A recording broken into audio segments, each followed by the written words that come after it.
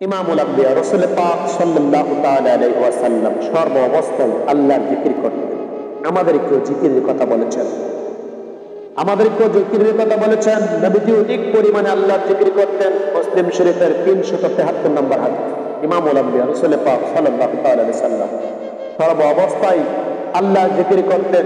আর আমাদেরকে বলেছেন ইবনে মাজাহ 3790 নম্বর হাদিস, ইমামুল আম্বিয়া রাসূল পাক সাল্লাল্লাহু তাআলা আলাইহি ওয়াসাল্লাম বলেছেন, আল্লাহর নামের স্মরণ ও জিকির মানুষকে আল্লাহর শাস্তি থেকে রক্ষা করে। আল্লাহর নামের স্মরণ এবং জিকির মানুষকে আল্লাহর শাস্তি থেকে হেফাজত করেন, রক্ষা করেন। এই জন্য বেশি বেশি করে আমরা আল্লাহর জিকির করব, আল্লাহর জিকির করব। আর জিকিরকারী হচ্ছেন আল্লাহর বন্ধু, জিকিরকারী আল্লাহ তাআলার বন্ধু। আমরা বেশি বেশি করে আল্লাহর জিকির করব, অধিক পরিমাণে তাসবিহ, সুবহানাল্লাহ, আলহামদুলিল্লাহ, আল্লাহু আকবার, লা ইলাহা ইল্লাল্লাহ এই তাসবিহগুলো পড়ার চেষ্টা করব। আল্লাহ পাক রব্বুল আলামিন আপনাকে আমাকে তৌফিক দান করুন। সকলে বলে আমিন। ওয়া আখিরু দাওয়ানা আলহামদুলিল্লাহি রাব্বিল আলামিন।